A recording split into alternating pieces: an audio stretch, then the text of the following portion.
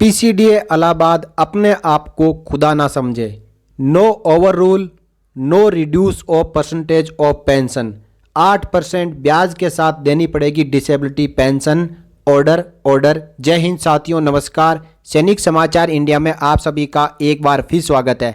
आज हम एक ऐसे ऐतिहासिक जजमेंट के बारे में बात करेंगे जो कि एफटी लखनऊ द्वारा 4 नवंबर 2022 को सुनाया गया है। 15 फरवरी 1963 को एक जवान सेना में भर्ती होता है। 28 फरवरी 1989 को डिस्चार्ज होता है। उससे पहले आरएमबी में उसकी जो डिसेबिलिटी पेंशन है 20% रिकमेंड की जाती है। फिर भी पीसीडीए पेंशन इलाहाबाद द्वारा रिव्यू के दौरान उसकी डिसेबिलिटी पेंशन को कम करते हुए उसके क्लेम को रिजेक्ट कर दिया जाता है।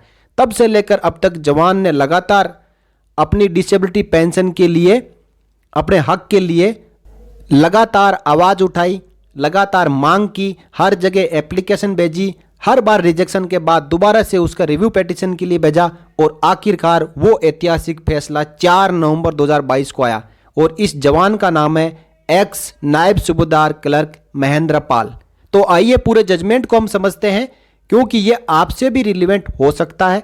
देखिए, जहाँ पे honourable mister justice Umesh Chandra Shrivastava and honourable vice admiral Abhay Raghunath Karve, इन दोनों ने इस केस के ऊपर फाइनल फैसला सुनाया है। और ये केस फाइल किया था नायब सूबेदार क्लर्क महेंद्र पाल। अब पूरे केस के बारे में हम पूरा जानेंगे यहाँ पे कि देखिए, सबसे पहले यहाँ पे कहा गया है कि the instant original application has been filed under section 14 of the armed forces tribunal act 2007। इसमें जो यहाँ पे मुख्य मांग की गई थी वो एक तो ये कि 25 अगस्त 1989 का वो ऑर्डर जिसके द्वारा इनकी डिसेबिलिटी पेंशन को रिजेक्ट कर दिया गया था, उसको सेट असाइड करना और इनकी जो पेंशन है उसको 20% राउंड ऑफ करना। साथ ही साथ पूरा एरियर ऑफ डिसेबिलिटी पेंशन ब्याज के साथ में देना। और इसके साथ साथ यदि ऑनरेबल ट्रिब्यूनल अपनी तरफ से कुछ सोचता है तो एप्लीकेंट को और बेनिफिट दे सकते हैं। सबसे पहले हम ब्रीफ में जानेंगे केस की history. Applicant was initially enrolled in the Indian army on 15 February 1963 and discharged on 28 February 1989 on completion of terms of engagement in LMC under rule 13(3). ये आर्मी रूल होता है, इसके मुताबिक ये सेना से सेवानिवृत्त हो चुके थे।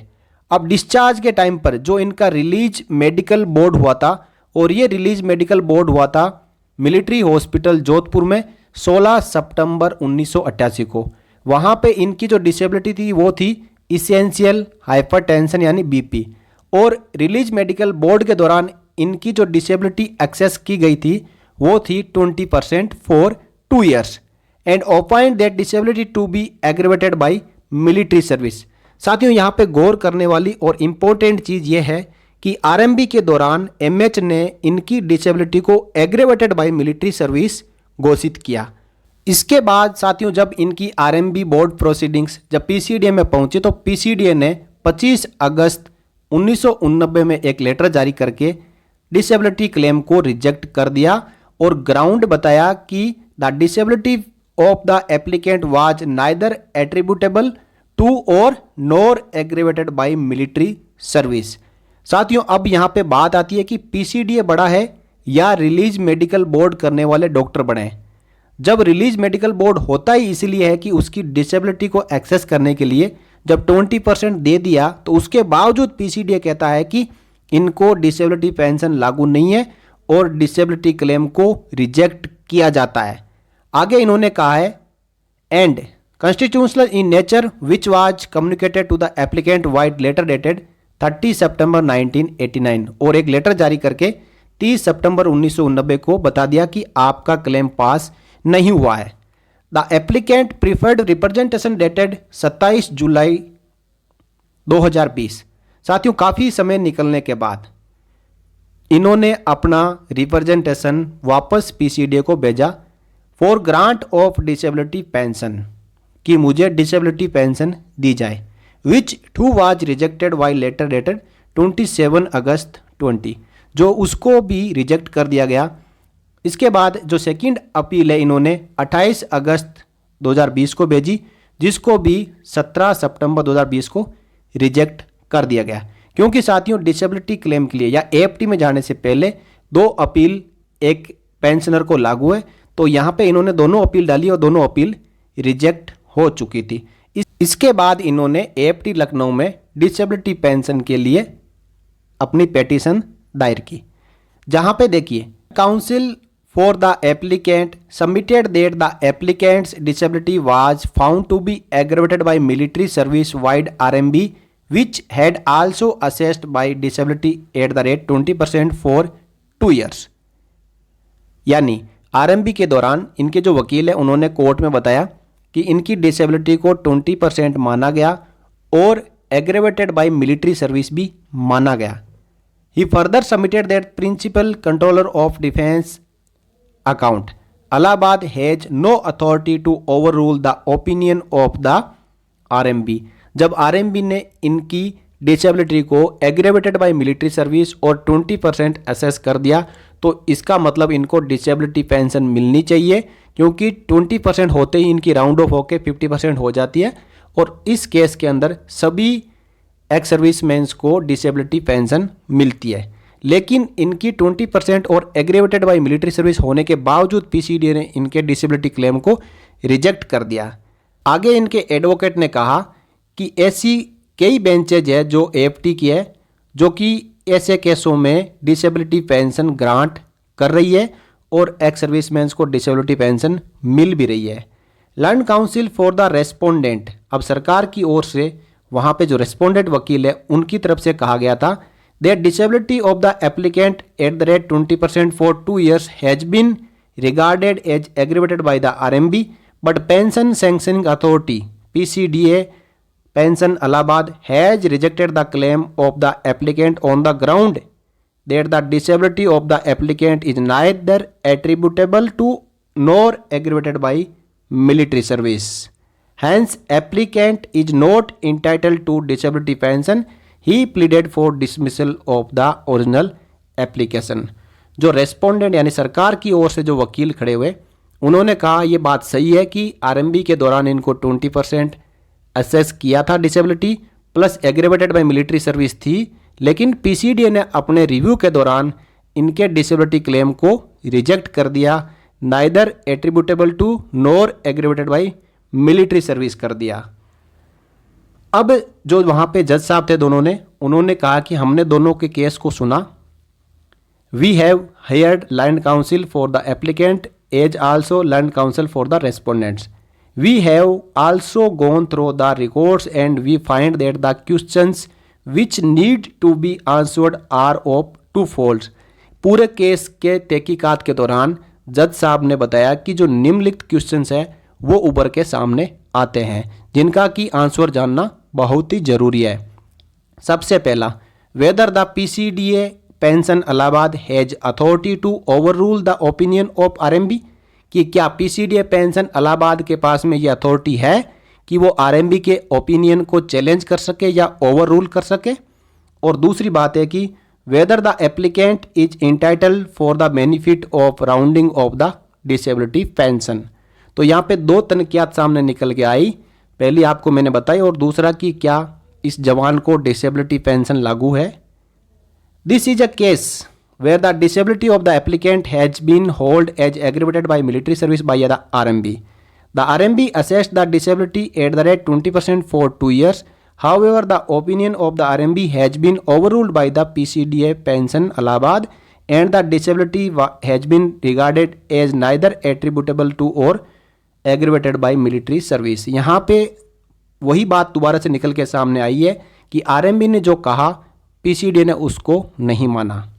आगे कोर्ट ने एक बहुत ही बड़ी बात कही, thus in light of the aforesaid judgement as well as IHQ of MOD army letter dated 25 April 2011।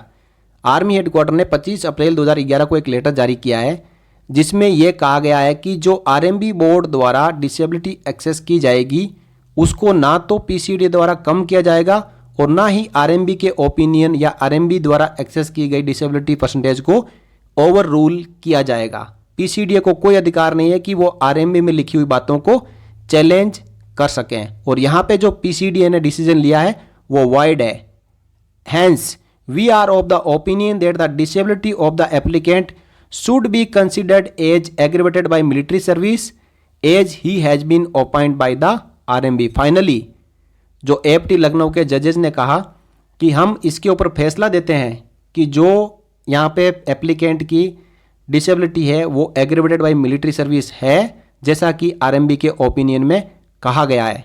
अब आगे जजेस ने यहाँ पे बताया कि since the applicant's RMB was valid for 2 years wef 28 February 1989 hence the respondents will no have to conduct a fresh resurvey medical board for him to decide his future eligibility to disability element of disability pension. पहले क्या साथियों कि जब RMB board होता था तो वहाँ पे रीसर्वे यानी रीसर्वे मेडिकल बोर्ड के लिए या 2 साल के बाद में, यदि 2 साल के लिए दे दिया तो उसके बाद रिव्यू करवाना पड़ता था। तो इस केस में रिव्यू नहीं हुआ था, लेकिन 2 साल की डिसेबिलिटी पेंशन भी नहीं दी गई थी। तो यहाँ पे आदेश दिया गया कि इनकी 2 साल की जो डिसेबिलिटी का पीरियड था उसके बाद अब रीसर्वे मेडिकल बोर्ड करवाने की आवश्यकता है। In view of the above the original application number 197 of 2022 deserves to be allowed hence allowed, यानी इनकी एप्लीकेशन को एक्सेप्ट कर लिया गया। आगे यहाँ पे फाइनल आदेश को आप जरूर सुने। फाइनल आदेश जो जजेस ने सुनाया वो क्या सुनाया? The impugned order rejecting the applications claim for grant of disability element of disability pension are set aside. जो PCDA ने आदेश जारी किया गया था कि इनका डिसेबिलिटी क्लेम रिजेक्ट किया जाता है, उसको यहाँ पे AFT लखनऊ ने सेट असाइड कर दिया, यानी कैंसिल या निरस्त माना जाए। The disability of the applicant is held as aggravated by military service as has been opined by RMB। The applicant is entitled to get disability element at the rate 20% for 2 years from the next date of his discharge. The respondent are directed to grant disability element to the applicant at the rate 20% for 2 years from the next date of his discharge. यहाँ पे clearly आदेश दे दिया गया कि जब date of discharge थी उसके बाद 2 साल तक उसको 20% राउंड ऑफ करते हुए डिसेबिलिटी पेंशन दी जाए और उसके बाद रीसर्वे मेडिकल बोर्ड कंडक्ट करवाया जाए। The respondent are further directed to conduct a resurvey medical board for the applicant to assess his further entitlement of disability element of disability pension. The respondents are directed to give effect to this order within a period of 4 months from the date of receipt of a certified copy of this order. Default will invite interest at the rate 8% per annum till actual payment. No order as to cost. साथियों ये 4 नवंबर 2022 को ऐतिहासिक फैसला आया और लगभग 30 साल के बाद यहाँ पे नायब सूबेदार क्लर्क महेंद्र पाल जी, जो कि फतेहगढ़ यूपी के रहने वाले हैं, उनको न्याय मिला। देर आए लेकिन दुरुस्त आए, देर है लेकिन अंधेर नहीं है। साथियों इन्होंने समय रहते हुए यानी 1990 में ही यदि AFT में अपना केस दायर किया होता तो अब तक ये डिसेबिलिटी पेंशन ले रहे होते, यानी यदि अभी भी इनको प्राइमरी हाइपरटेंशन है तो ये आगे further disability pension of disability element के भी हकदार है। तो साथियों ये था एक ऐतिहासिक फैसला जो कि AFT लखनऊ ने सुनाया। और यदि ऐसे कोई भी प्राइमरी हाइपरटेंशन के शिकार हैं जिनको डिसेबिलिटी पेंशन नहीं मिल रही है और या तो वो एग्रीवेटेड और एट्रीब्यूटल टू मिलिट्री सर्विस है तो AFT में जाएं, अपना केस दायर करें, 100% आपको न्याय मिलेगा और आपको हर महीने डिसेबिलिटी पेंशन भी मिलेगी। तो साथियों ऐसे ही जजमेंट की हम उम्मीद करते हुए AFT लखनऊ को धन्यवाद करना चाहते हैं और AFTs के ऐसे ही ऐतिहासिक फैसलों की केस स्टडीज़ हम आपके सामने इसी चैनल के माध्यम से और वीडियो के माध्यम से आगे भी लाते रहेंगे। इसलिए आप जुड़े रहिए सैनिक समाचार इंडिया चैनल के साथ। इस वीडियो में इतना ही, मिलते हैं अगले वीडियो में एक और लेटेस्ट जानकारी के साथ। तब तक के लिए जय हिंद, जय भारत, वंदे मातरम।